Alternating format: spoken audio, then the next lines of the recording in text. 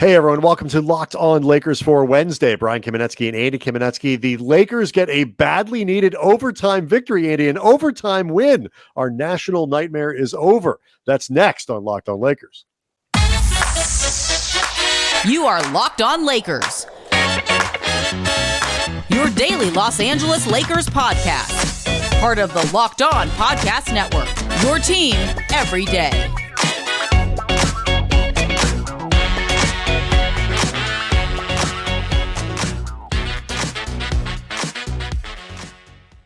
Thanks to everyone for making Locked On Lakers first listen of every day, Monday through Friday, no matter how or where you get your podcasts. It's always free. It's never going to be behind a paywall. And Locked On Lakers is where you can join a channel of almost 11,000 subscribers now. Almost 11,000. Zoomed past that 10K, Andy, like LeBron. Jumping up the charts of the assists and the points, which we'll get to over the course of this show. Really appreciate all the support we're getting on that channel. Love the way you guys are interacting with each other, interacting with us. So please make sure you subscribe and engage with each other. Would love to see it. I want to let you know that today's episode is brought to you by FanDuel. FanDuel Sportsbook is the official sportsbook of Locked On. Make every moment more. Visit FanDuel.com/Locked On today to get started. So plenty to talk about. Darvin Ham changes the starting lineup for the Lakers. LeBron James, as I mentioned, now is fourth all-time in assists, and he's going to pass Kareem in like a week or something like that, give or take. So to me, a very amazing 10-day period for LeBron James, to say the least. So we'll get into all those things. But first, Andy, start here. Lakers badly needed a win. Badly after losing Monday in Brooklyn. It took overtime to get it in the Garden, but they did. A rare overtime where the Lakers actually score points and win a game. First of all, this was an amazing combination of super fun game, super entertaining game, super stressful game, super frustrating game. It was basically like a 4-quadrant game. And you had all of the emotions wrapped into one that, once it turned out the way you wanted it as a Laker fan, you could look back on and say, that's a pretty damn good watch. And as you noted too, man, the fact that they came through in overtime, because crunch time issues have been a thing for this team all season, including during this game, because the Lakers were up 6 points with 1:41 in the game. In theory, should not have even had to go to overtime in the first place. And as I'm sure will be part of the conversation, Russell Westbrook was in the middle of the negative that took you to overtime and the positive that made overtime a win. The dude's spectrum, holy bleep. I mean, there's just no middle ground.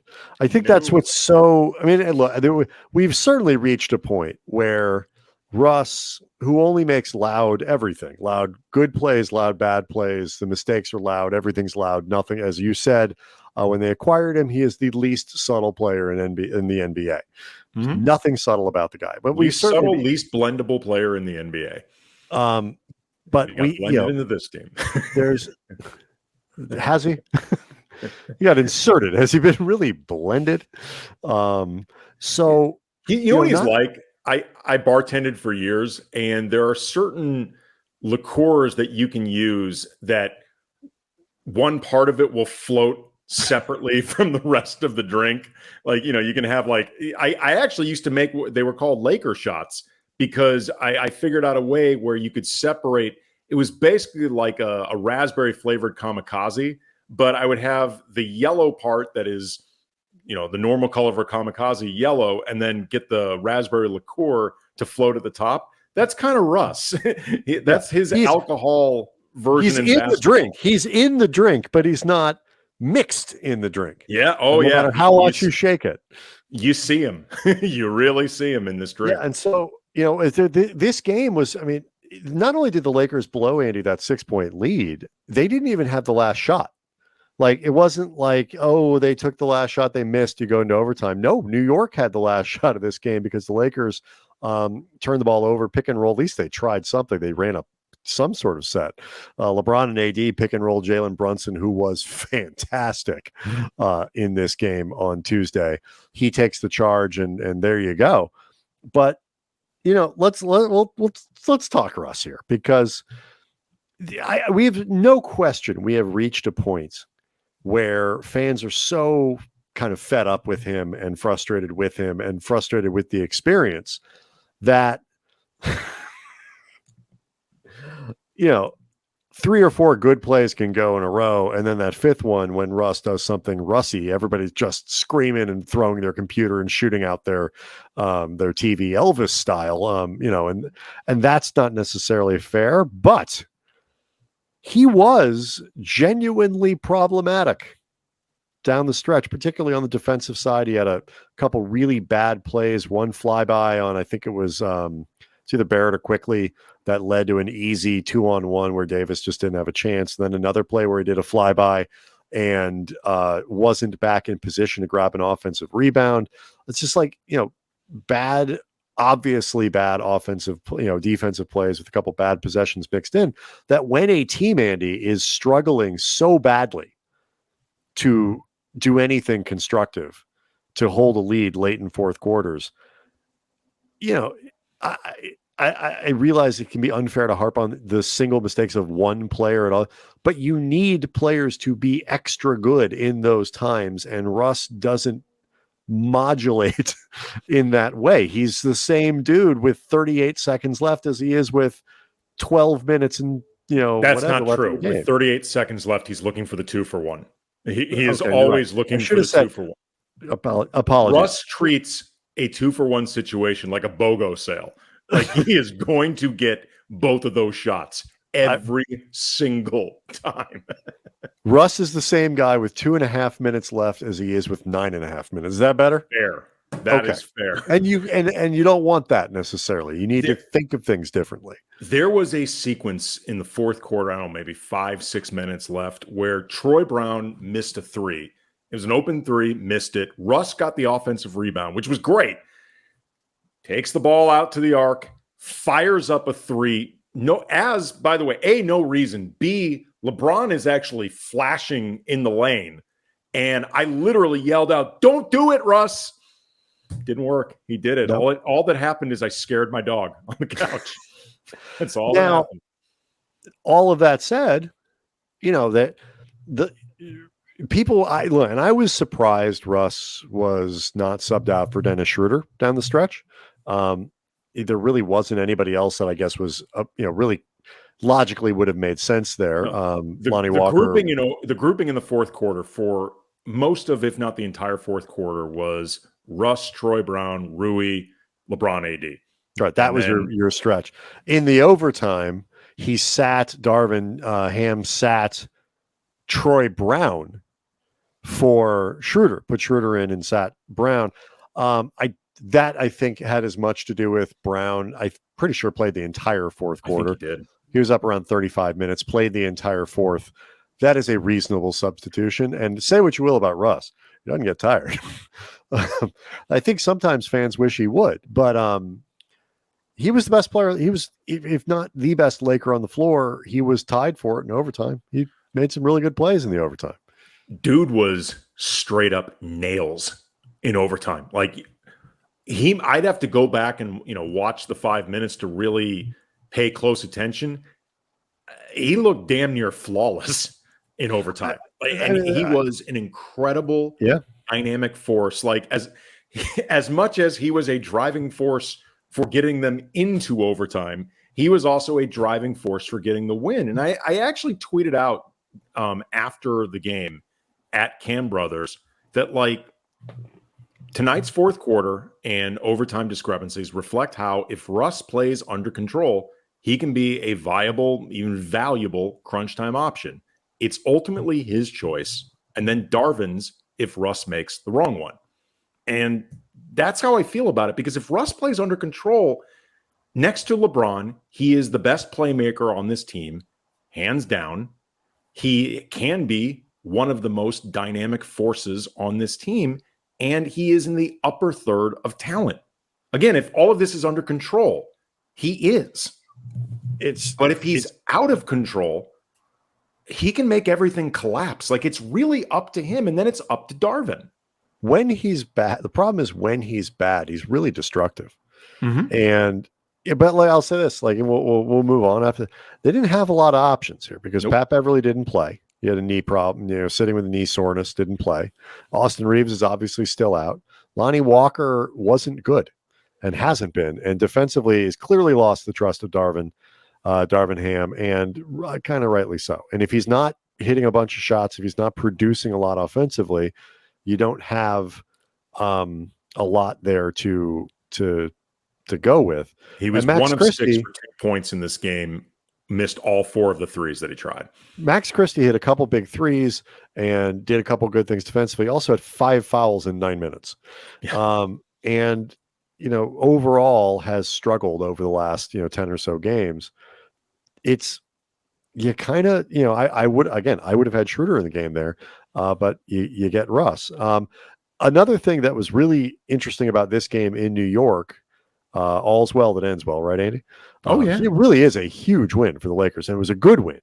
Big win, and again, when it's all said and done, really fun game. It was actually really entertaining. First half was awful. The second half was really entertaining. Let's talk about the starting lineup, because Darvin Ham changed that up in ways that made both of us happy. Very curious to see if it keeps going when the Lakers have Pat Beverly back in the lineup. So we'll tell you what it was next.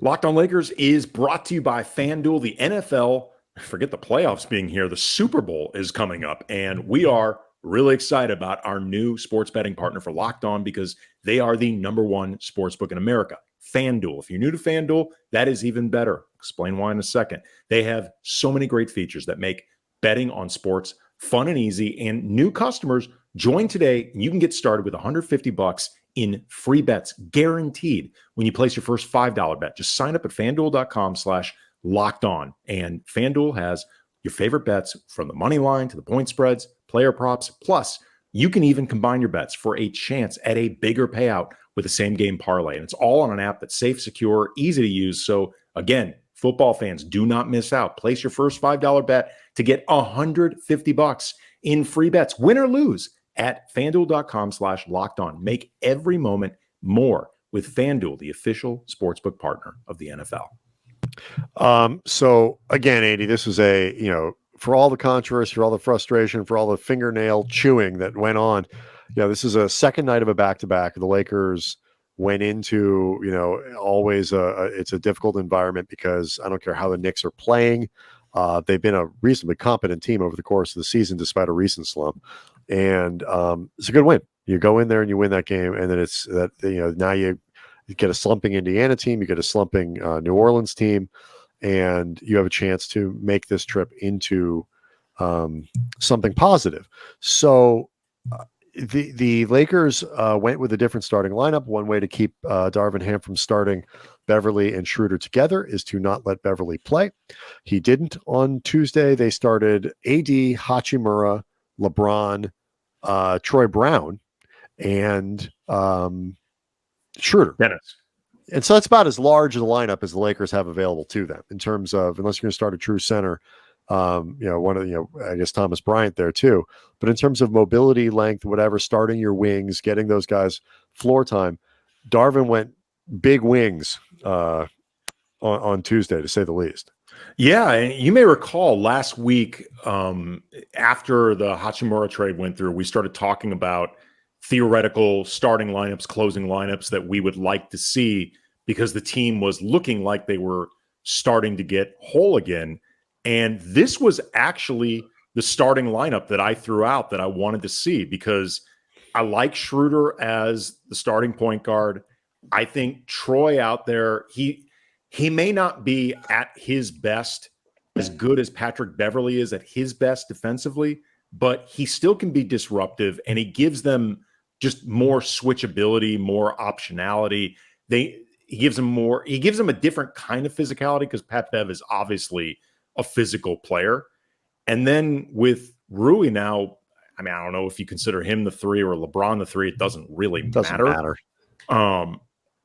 That is all of a sudden, for a team that has been, in certain respects, dying through lack of size, that's all of a sudden a pretty big team. And it kind of reminds me in a lot of ways of the medium ball groups that the Lakers used to throw out during the 2020 championship run, with Markieff Morris out there as kind of the bridge between the JaVale AD starting lineup, or sometimes Dwight AD starting lineup, and going smaller, still pretty big, just not gargantuan. And it's still should be noted the Lakers still had trouble rebounding in sections. There was one possession where the Knicks, I believe, had 14 attempts at the basket or something ridiculous. Hartenstein had 7 offensive rebounds on his own. But overall, the Lakers, they gave in an remember overtime game that explains some of the numbers. But LeBron played 43 minutes, AD played 37, well above I think what they were hoping for. Schroeder was at 32 and about 32 and change.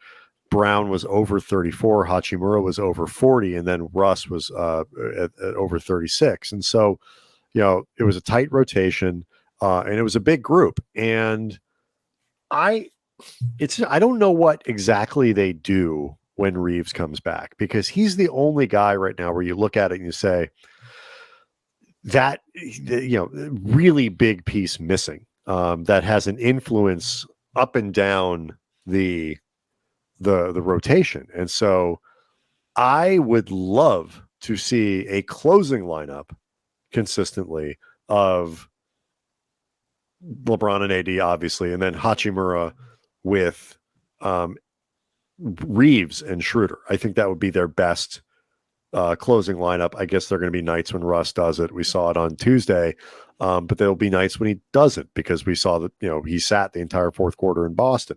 So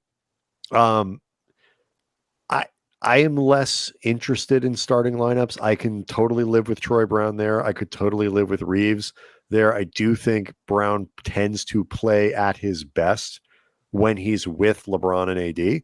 He moves, but the flip side is he has a really good chemistry with Russ too, mostly because he moves. He moves very well, particularly along the baseline. So I think he could be useful there. It's just this sort of knife juggling act where Ham's got to kind of know which of these non-reliable guys is going to be, because Brown was pretty good and then he wasn't for a stretch and now he is again. Walker was good and now he got hurt and now he's not very good. It's like with the role guys, it can be very difficult to figure out which button to press on which night. Yeah, I mean, to some degree, it's a moot point, because I expect when Beverly is available, he will be back in the starting lineup, because I think Darvin likes that look. It'll be interesting to see whether he keeps Rui in the starting lineup or puts him back on the bench and Troy keeps that starting job at the 3. I would be surprised, though, if Beverly lost that spot. That being said, though, if the Lakers make a move at the deadline or before, since it's seemingly becoming much more difficult to make a Russ move, the move might end up Beverly, because he's the only mid-sized contract they have. So some of this stuff could end up kind of fluid anyway. If Russ is on this team, I prefer Reeves coming off the bench, because I think he balances Russ in a lot of different ways. That's he fair. He is somebody that Russ will give up the ball to. He's somebody that Russ will allow to do some of the playmaking, decision-making out there. I think Reeves will close a lot of games anyway. Like, you remember when we talked about this, I had penciled in Reeves as still coming off the bench, but playing more minutes than Troy. So I think the minutes are going to be there regardless. If Russ isn't on the team after the deadline, I guess, then I might feel like it makes more sense to put Reeves in the starting lineup. I wouldn't object. Well, I would say this. What's fascinating about this is, like, you try to project these rotations and you try to project. If Russ isn't on the team at the deadline, it probably means the Lakers have multiple players that they've received in return. 2 at the very least, possibly 3. Who knows? I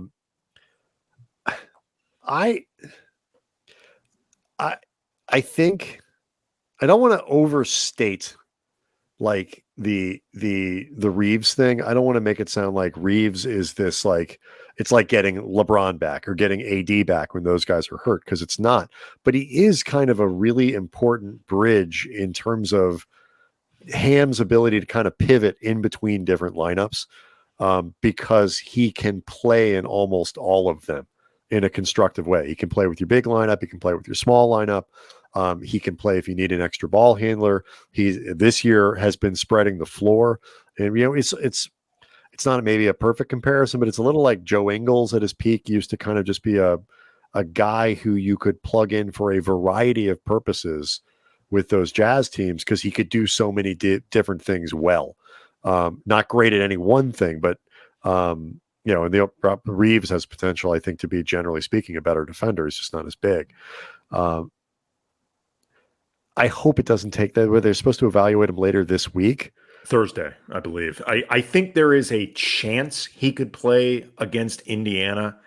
I'm not counting on it, but the last I heard, Thursday was the reevaluation day. But that doesn't but that's the reevaluation to sort of see where we are. I would be, this is totally unsourced. This is just based off things that I've been, hearing and whatever. I would be surprised if he played on Thursday.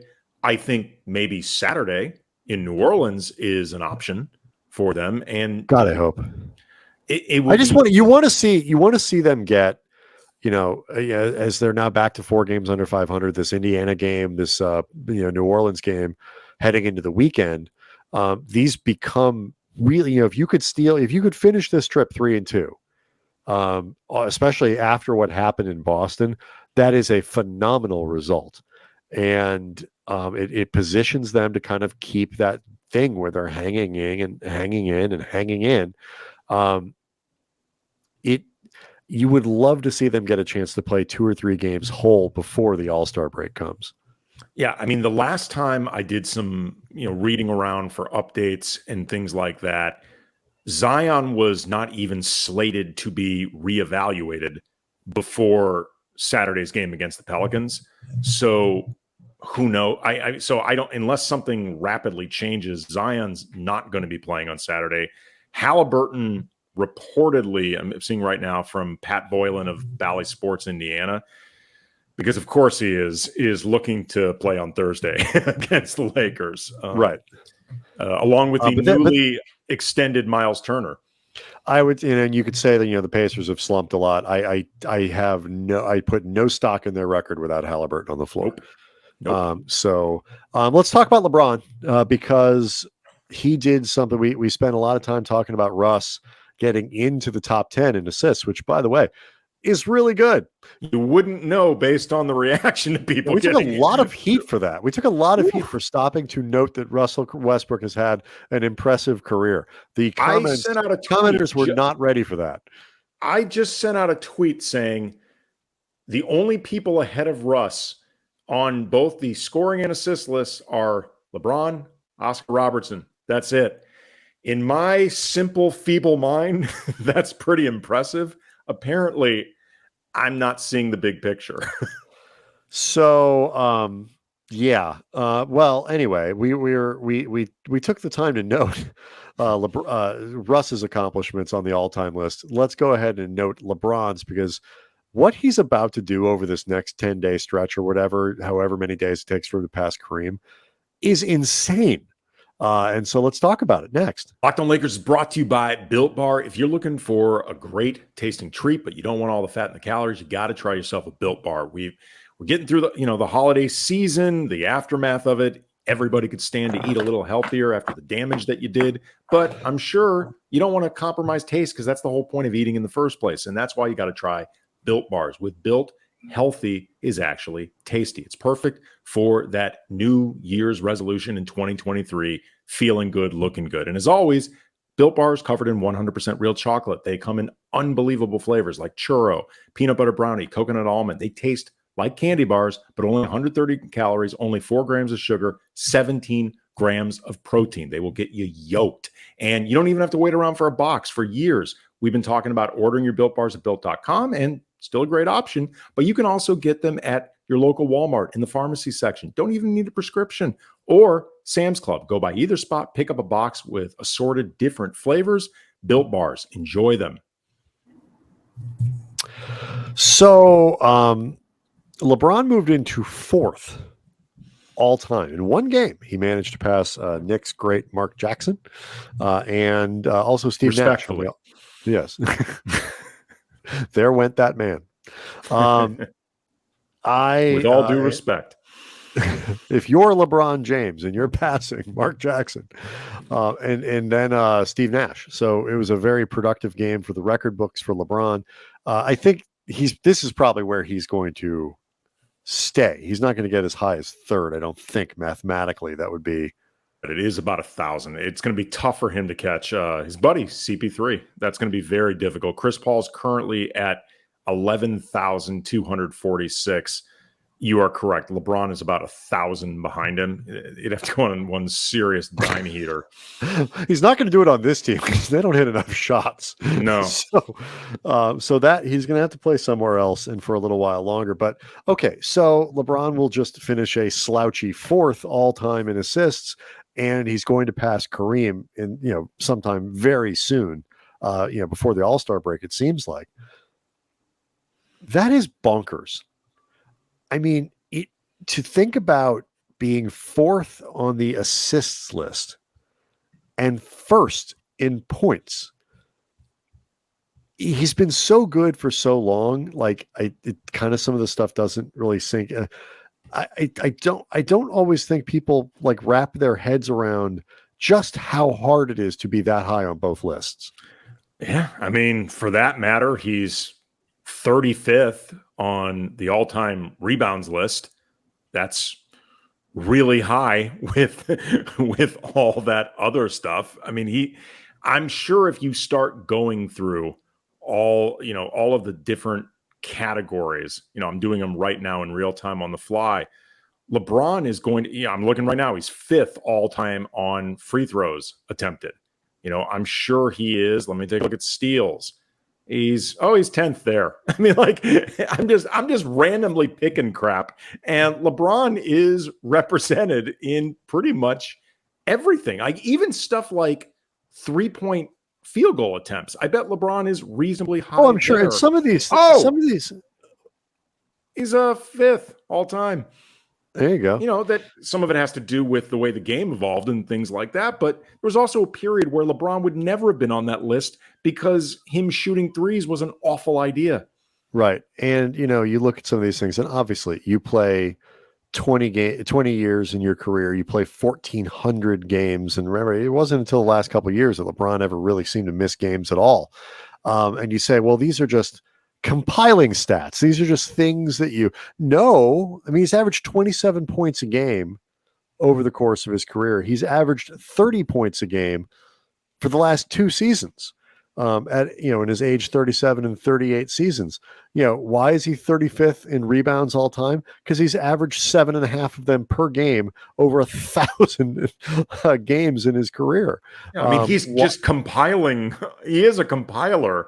He just compiles a lot of stuff along the way. I mean, his career average is 27 points a game with 7.5 rebounds and 7.3 assists. Why is he top 10 in steals? Because he's averaged 1.5 of them per game, again, for 1,400 games. By the way, how many games has LeBron not started in his career? Of the 1,406 games he's played, how many has he not started? I mean, there was that one game where he came off the bench out of respect to Big Z. Like, there was something where Zydrunas Ilgauskas was being honored. I don't remember what the context was, but I think he could that have been in 2007, 2008? Because that's the maybe. One. Yeah, he didn't start one game in the 2007, 2008 season. So these are all starts, and he's averaged 38 minutes a game over the course of his career. It's bonkers. Like the amount of accomplishment and the staggering consistency with which he has been good, never averaging more than 31.5 points a game, but never averaging fewer than it looks like 26.7.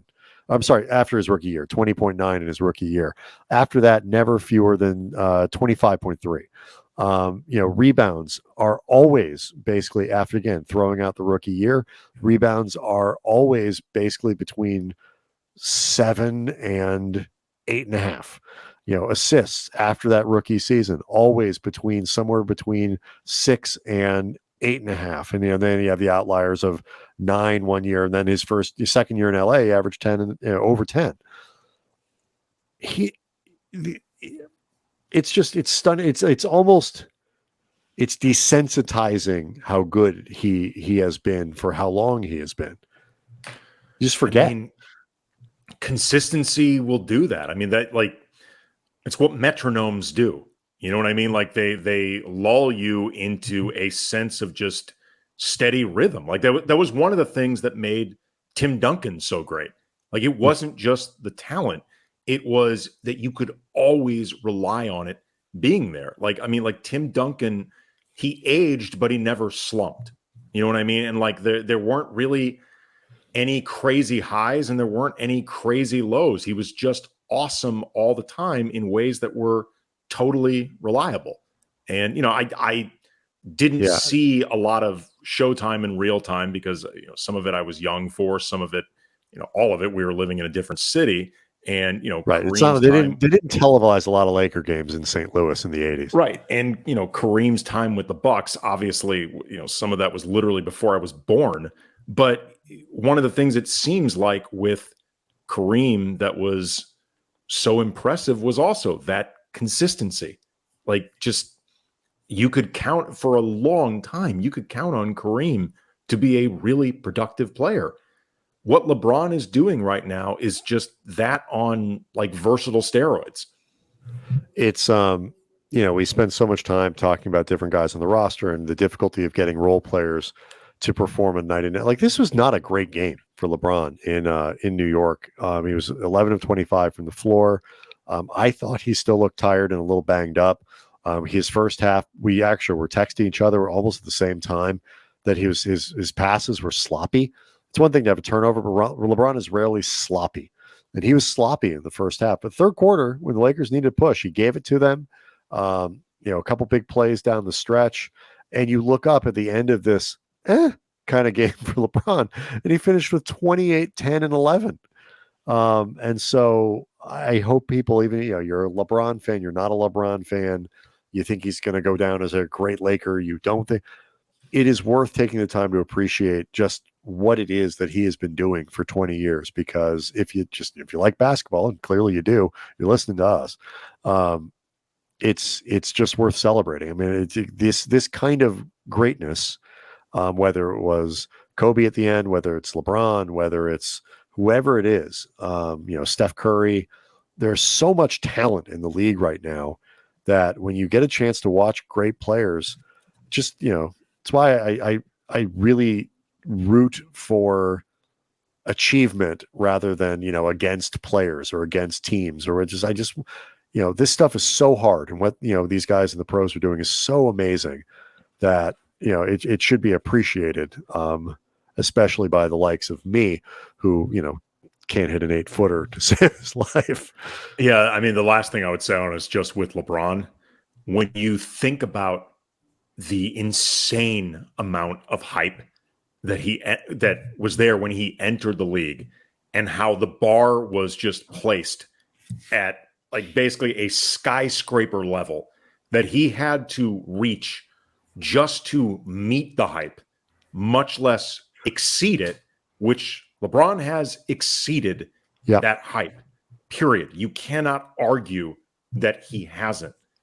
And then in the meantime has managed to do it in a way where he has been in the public eye for pretty much his whole life, certainly 3/4 of it. And as a pro has been basically scandal-free. That's amazing. It's the decision, and I guess some of the stuff maybe around China.